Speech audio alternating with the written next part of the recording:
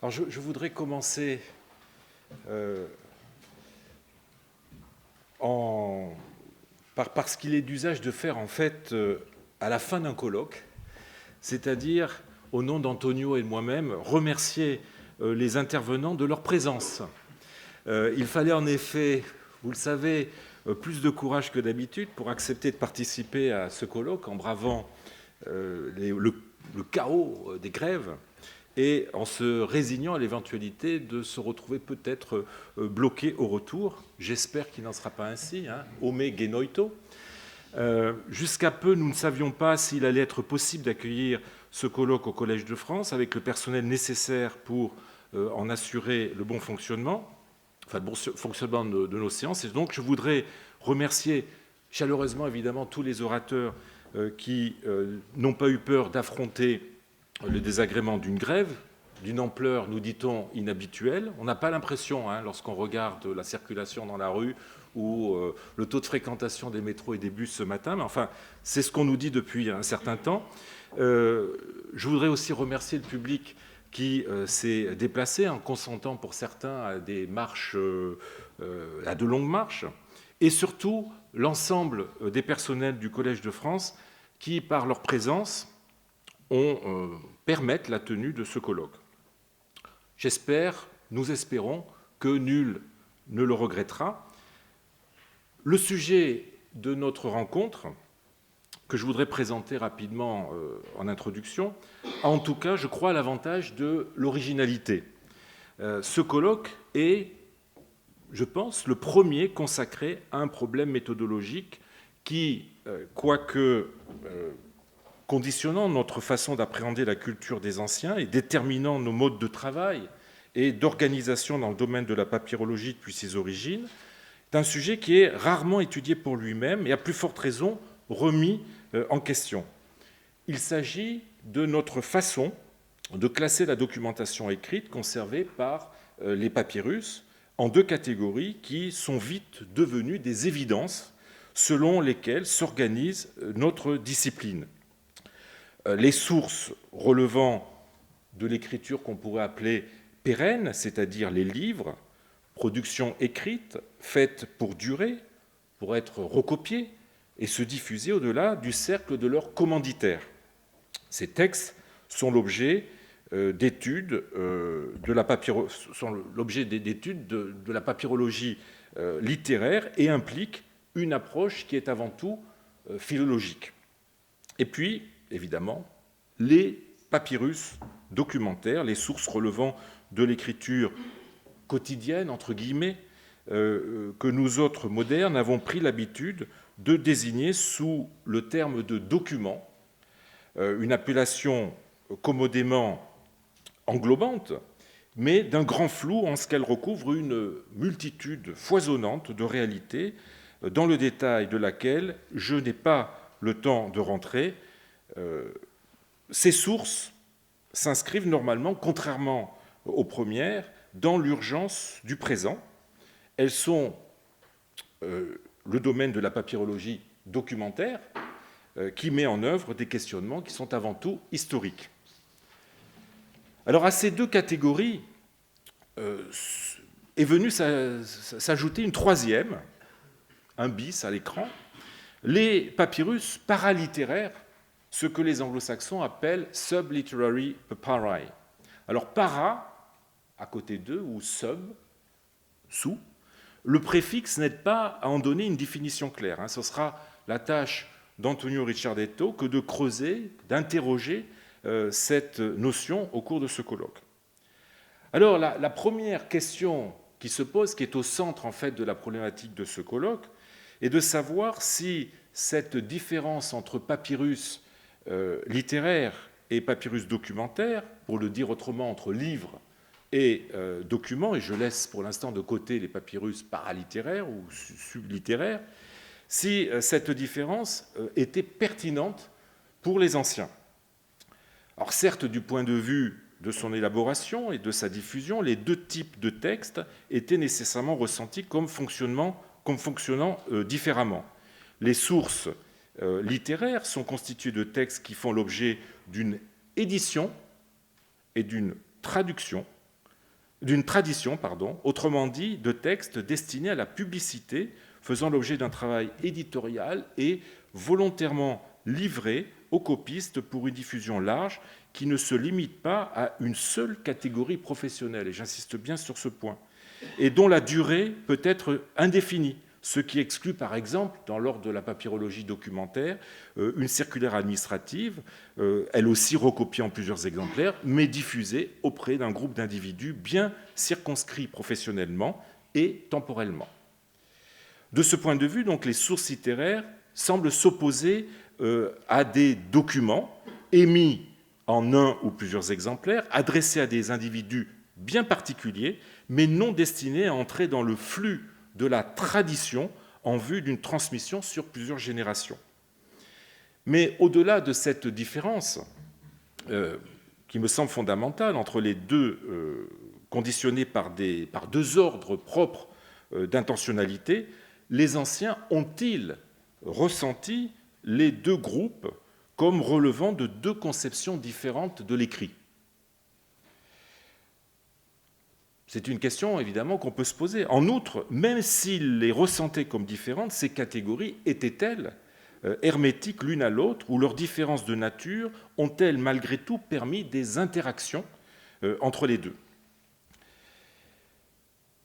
Alors, le premier des réflexes à avoir, nous sommes des philologues, le premier des réflexes à avoir est de se demander si les anciens ont validé par leur vocabulaire la différence ou l'opposition entre livre et document. Nous ne pouvons donc pas faire l'économie d'une investigation terminologique que je me contenterai ici d'esquisser à partir des sources papyrologiques et littéraires d'époque proto-byzantine en guise d'introduction. Le concept de document, au sens d'ensemble de pièces relevant des affaires ou générées par l'activité d'un individu, était bien connu des anciens qui pouvaient le rendre par plusieurs mots. Alors, je vous propose un texte du VIe siècle qui nous livre peut-être les deux principaux mots. Alors, je vous donne une traduction de ce texte. Je suis prêt à te rendre la dite reconnaissance de dette que t'a signée mon père, quand je l'aurai cherché, identifié et retrouvé dans tous mes documents. Et si je constate qu'elle est perdue dans mes papiers, alors je déclare également qu'en aucune façon et à aucun moment, je n'aurai plus de compte à te demander. Alors, vous voyez, le mot dikaiomata désigne n'importe quel document attestant les droits d'un individu. Il couvre la majorité des documents qu'un particulier pouvait avoir chez lui, des prêts, des locations, des ventes, des transferts de propriétés selon diverses modalités, etc., etc. Sans compter d'ailleurs les reçus fiscaux. Il exclut cependant les documents non juridiques comme les lettres, ce qui pose le problème du statut des lettres, notamment privées, dans la conception de l'écrit des anciens. On notera d'ailleurs que ces lettres présentent certaines caractéristiques, j'aurai l'occasion d'y revenir, des caractéristiques notamment formelles, écriture, langue, qui les rapprochent des textes littéraires, et ce de plus en plus fortement durant l'Antiquité tardive. Alors l'autre mot de notre papyrus, c'est kartai. Karté, donc, ce terme est assez polysémique. Il désigne avant tout le papyrus, puis, par dérivation, n'importe quel texte écrit sur papyrus. Mais c'est un fait que, au moins dans la documentation de l'Antiquité tardive, il ne recouvre que les documents. Emploi d'ailleurs qui est passé en copte, où le mot kartès, et surtout son diminutif kartion, désigne un document de façon générique. Le pluriel kartai, dans notre texte, désigne donc l'ensemble des documents, des papiers d'affaires d'un particulier ou d'une institution, ce qu'on appellerait aujourd'hui des archives. On apprend par exemple, par un règlement de litige du Ve siècle, que telle personne a profité de la maladie d'une autre pour lui voler tous cartas kaitasque, c'est-à-dire ses archives et son mobilier. Le terme n'est pas seulement utilisé pour les documents d'un particulier, mais aussi pour ceux d'une administration, au point que l'on parle de demotioi cartae, de registre public, d'où archives publiques. Un troisième mot, à l'époque proto-byzantine, est utilisé pour désigner le document général. Il s'agit de grammateion ou grammation. Contrairement à Cartès, son emploi collectif pour désigner les archives documentaires privées ou publiques est rare dans les papyrus. On en a cependant plusieurs exemples en copte. L'homélie, par exemple, l'homélie de l'archange Gabriel, qui est attribuée à Célestin de Rome, raconte l'histoire d'un homme riche, analphabète, qui n'arrive plus à retrouver un reçu, malgré ses recherches dans ses documents et papiers, né grammation pour grammation, terou, men en Cartès. Le pluriel collectif se rencontre aussi dans le testament, et là il s'agit d'un document, le testament de Jacob, supérieur du monastère de Phoibamon, sur la rive ouest de Thèbes, qui institue comme son héritier Victor, qui prendra possession des biens du monastère, tout ce qui s'y trouve, nous dit le testament, or ou argent, textile ou bronze, document ou livre, et on retrouve les mêmes mots, eite grammation, eite jome, jome signifie livre en copte, grotte, cavité, etc. Alors ce passage est important car pour la première fois on voit les documents former un groupe à côté des livres. En cas de succession, ils sont traités donc comme deux entités différentes, mais vous le voyez, aussi complémentaires. Nous n'avons pas, à ma connaissance, de documents grecs de la même période qui soient aussi explicites. Dans ceux-ci, les livres apparaissent sous le vocable de biblos ou biblion. On notera cependant que l'ambiguïté du second terme, qui, désignant primairement un rouleau de papyrus, peut aussi bien s'appliquer à un livre de littérature qu'à un document, soit émanant d'un particulier, soit issu de l'administration. Même après que le rouleau eut fait place au codex, le terme continue à s'employer pour un ouvrage littéraire, tandis qu'on le voit encore au VIe siècle désigner certains types de documents, notamment des pétitions. Il est donc intéressant de voir que le mot désignant par excellence le livre peut être aussi utilisé pour des documents. On retrouve la même ambiguïté pour le local qui contient les biblioi. Le mot bibliothéqué, qui désigne d'abord la bibliothèque au sens moderne du terme, est très vite employé dans les papyrus pour un dépôt d'archives d'État. Ce dernier emploi disparaît à l'orée de la période byzantine, c'est-à-dire au début du IVe siècle, puisque ce type d'archives arrête de fonctionner. Le mot n'est par ailleurs jamais attesté dans les documents grecs pour désigner des bibliothèques de livres. Nous en avons un seul exemple, à ma connaissance, qui se trouve sur un papyrus littéraire, une petite note ajoutée au verso d'un recueil de mimes d'époque romaine. Mais autrement, on ne trouve pas le terme bibliothéqué désignant une bibliothèque de livres dans les documents. Cela peut s'expliquer par l'absence de bibliothèques publiques, hormis Alexandrie, et le fait que les bibliothèques de particuliers, du fait de leur dimension exiguë et de leur organisation informelle, n'aient pas eu droit à ce type d'appellatif. Le mot réapparaît dans les documents coptes d'époque arabe, où il fait référence à la bibliothèque d'un monastère. Je vous en donne un exemple avec une donation d'enfants au monastère toujours de Phoibamon. J'ai établi et je t'ai donné cette donation à toi, le supérieur du Saint-Monastère, afin que celle-ci soit déposée dans la bibliothèque, bibliothéquée, du Saint-Lieu, de façon à ce que, si quelqu'un veut empêcher le jeune enfant d'être au service du monastère, eh bien, elle soit produite. On peut hésiter sur le sens à donner au mot bibliothéqué dans ce texte et dans d'autres textes de même nature que nous avons à la même époque. S'agit-il de la salle d'archives du monastère, sens qui serait dans la lignée des emplois de bibliothéqué des documents grecs d'époque romaine, ou bien s'agit-il de la bibliothèque du monastère qui servait aussi de dépôt d'archives.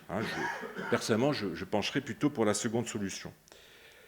L'examen du vocabulaire montre en tout cas que les proto-byzantins ont bien distingué les livres des documents ceux-ci consistant avant tout dans les pièces juridiques et administratives, mais les mots qu'ils employaient à leur sujet révèlent une ambiguïté fondamentale, traduisant une conception selon laquelle les deux, plutôt que de s'opposer, sont les deux facettes d'un même phénomène, c'est-à-dire l'écriture.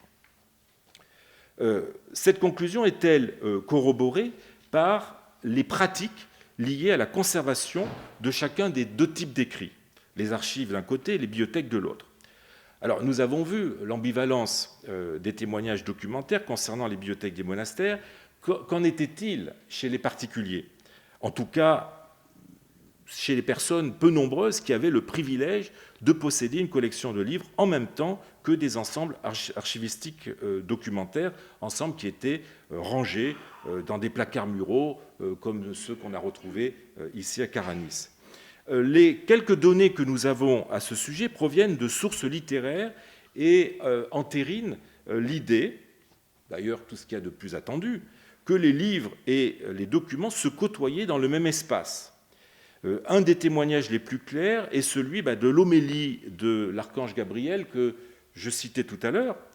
L'homme riche dont il y est question a rangé le reçu que lui a donné le pauvre dans une capsa, c'est-à-dire donc un coffret à papyrus, dans laquelle se trouvent ses documents et ses livres, ne grammation men en jome. On retrouve ici donc le couple grammation et jome que nous avions rencontré dans le testament de Jacob. La promiscuité que connaissent leurs livres et documents de leur vivant, enfin du vivant de leurs possesseurs, se poursuit après leur mort. Ils sont éventuellement relégués ensemble dans un coffre ou dans une jarre, comme le montre le cas de la bibliothèque des archives de Dioscorde d'Aphroditê, la bibliothèque et les archives de Dioscorde d'Aphroditê qui ont été retrouvées dans le même conteneur. Alors, c'est peut-être du point de vue formel que les différenciations entre livres et documents, que la différenciation est peut-être la plus visible.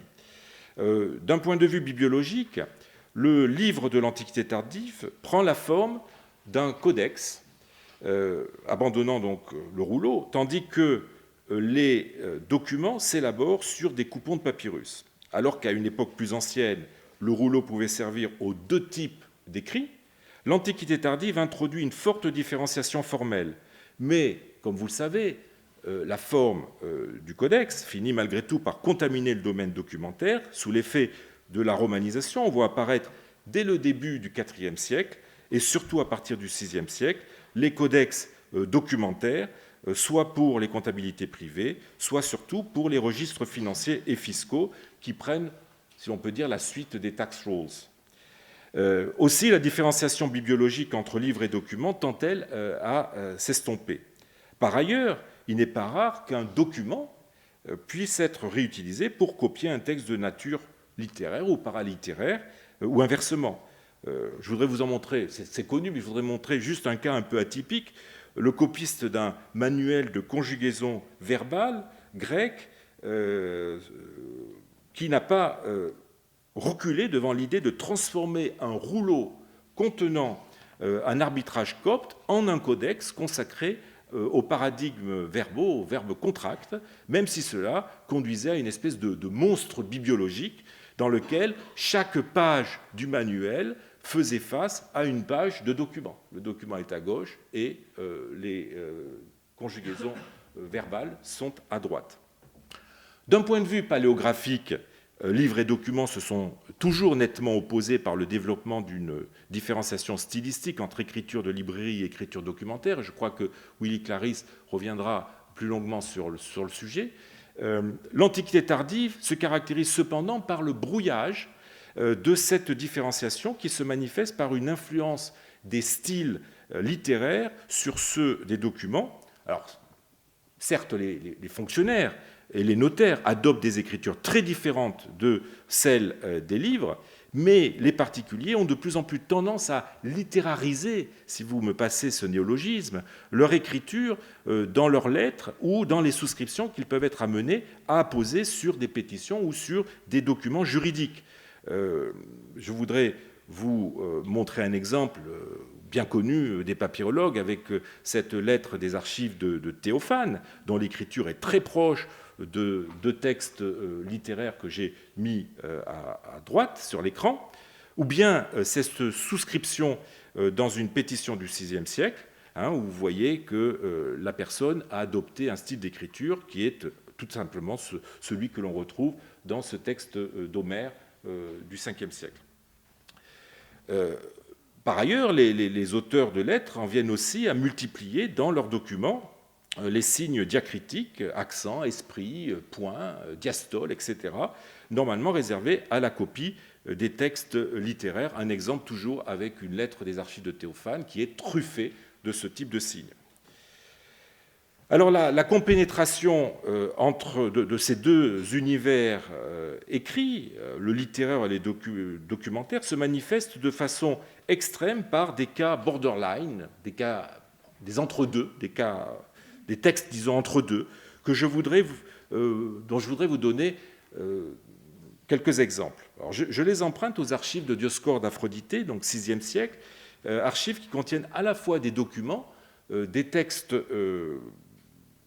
des livres, on va dire, et des poèmes autographes, d'où le terme d'archive-bibliothèque que j'ai proposé d'utiliser pour cet ensemble.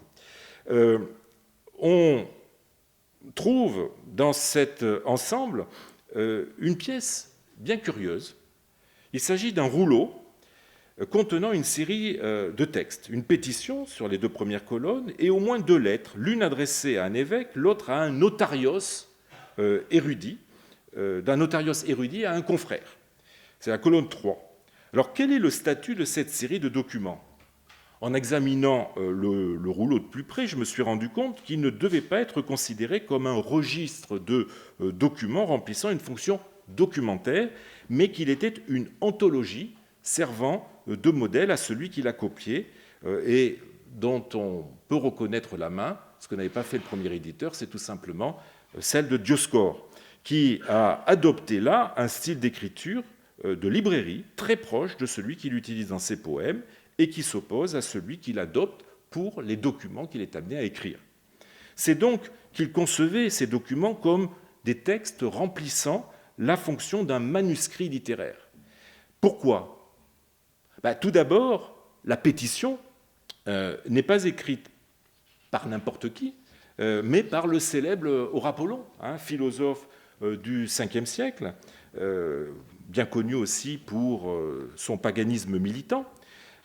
Par ailleurs, si l'on ne connaît pas les auteurs des deux lettres qui suivent, on est frappé par le style sophistiqué qu'elles adoptent et par la présence dans chacune d'elles de citations homériques qui en font deux modèles de style épistolaire, de ce style épistolaire à la mode à l'époque.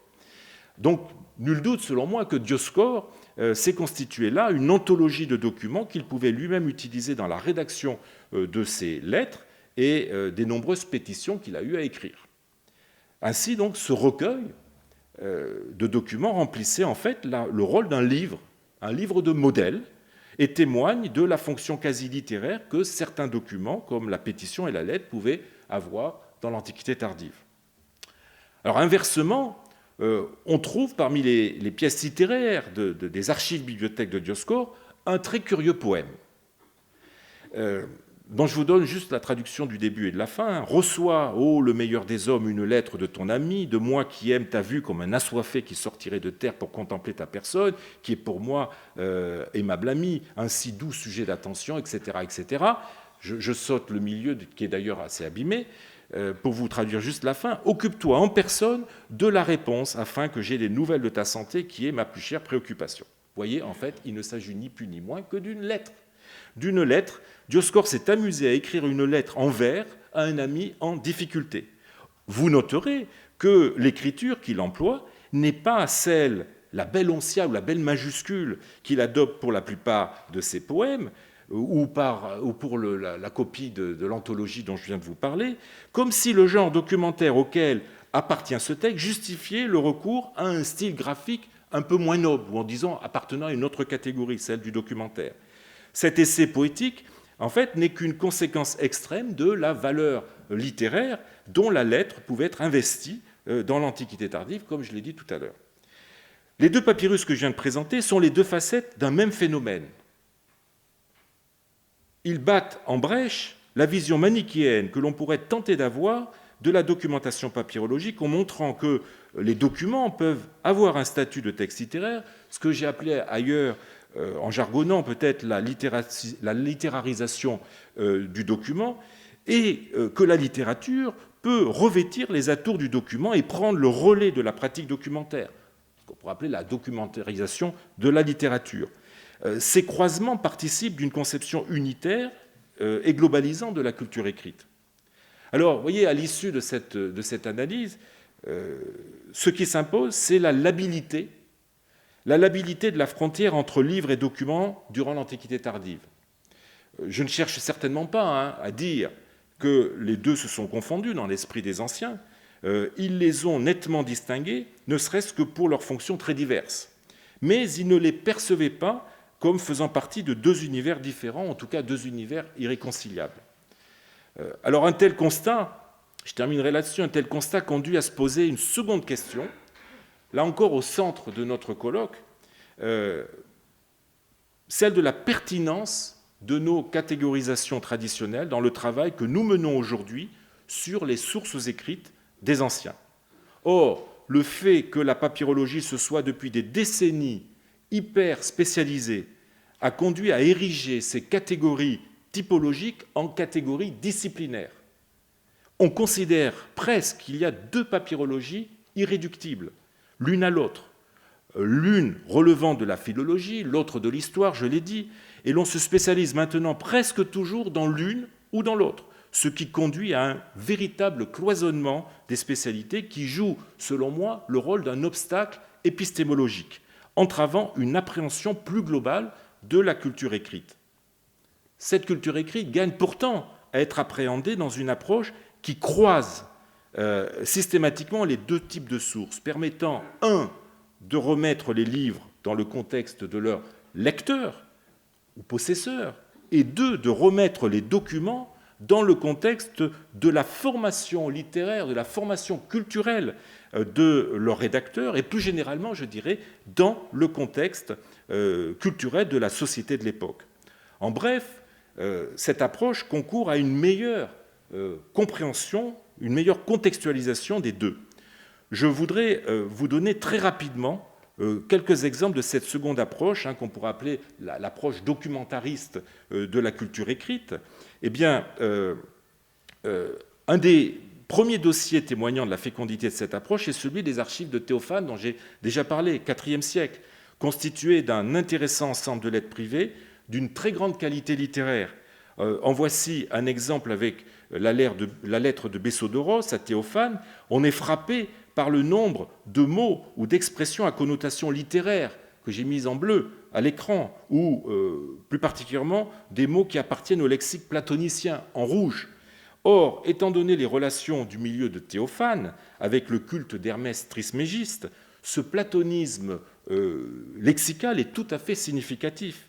Il est pour l'auteur de cette lettre une manière d'affirmer les valeurs intellectuelles et aussi religieuses qu'il partage avec son correspondant.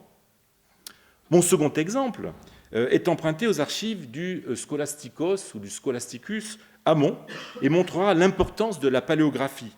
Les documents de la main d'Amon témoignent d'un curieux procédé pour signaler le datif des noms en A, donc de la première déclinaison. L'ajout d'une surligne sur iota mutum, normalement, iota qui n'est jamais écrit dans les documents de cette époque, donc une surligne pour signaler que cet iota ne doit pas être prononcé.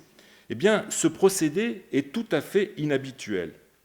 Mais il se trouve que on le rencontre aussi dans un papyrus littéraire de la même époque, contenant des scolies à l'Odyssée. Et de ce fait, il est probable que ce papyrus soit à rattacher aux archives d'Amon. Peut-être a-t-on affaire à un texte recopié dans le cadre d'un enseignement dispensé à un proche par Amon. Amon, d'ailleurs, qui possédait, comme vous le savez peut-être, un exemplaire de l'Odyssée. Dépassant donc les individus, l'usage de ces signes diacritiques dans les documents met en lumière des milieux intellectuels, des réseaux lettrés.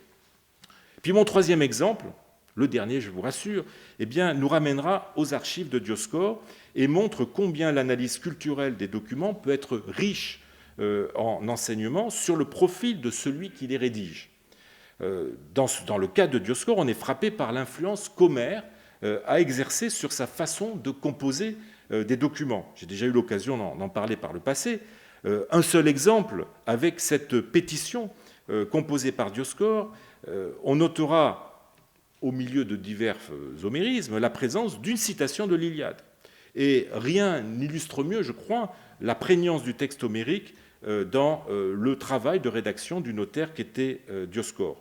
Or, nous avons une partie de la bibliothèque du Dioscore qui comprenait un exemplaire de l'Iliade et un autre de Scholia l'Iliade, montrant ainsi, mais dans l'ordre, je dirais, de la papyrologie littéraire, son intérêt pour le poète. Mais les croisements vont plus loin. Nous avons vu que Dioscore s'était confectionné une anthologie de lettres dont le point commun était justement le recours à des citations homériques. Et ces citations homériques ne sont pas sans avoir exercé une influence sur les documents qu'il a été amené à rédiger, mais je n'ai pas le temps, disons, de les développer ici. Alors je m'arrête là, quoique on pourrait multiplier les exemples. Cette approche croisée n'est cependant pas toujours facile à faire. Je m'empresse de le dire. La plupart du temps, les textes littéraires, trouvés souvent clandestinement, sont difficilement contextualisables. Mais l'obstacle le plus grand pourrait être le blocage épistémologique dont j'ai parlé à l'instant, et qui sépare toujours le monde des documents, apanage des historiens, du monde des livres, apanage des philologues ou des littéraires. Le dialogue entre les deux est encore trop rare, au détriment d'une vision plus globale, plus foisonnante de la réalité. J'espère que ce colloque, et nous l'espérons tous les deux, Antonio Richardetto et moi-même, que ce colloque, en réunissant des papyrologues, et je dirais aussi, et surtout, c'est une des originalités de ce colloque, me semble-t-il, à la lumière des interventions de spécialistes d'autres disciplines qui nous parleront de leur propre mode de fonctionnement, nous aidera à prendre de la distance par rapport à ces conceptions dans lesquelles il se pourrait que nous soyons enfermés, et à promouvoir, je l'espère, une vision moins fragmentée de la culture des anciens. Voilà, je vous remercie et on va peut-être passer tout de suite à la première communication.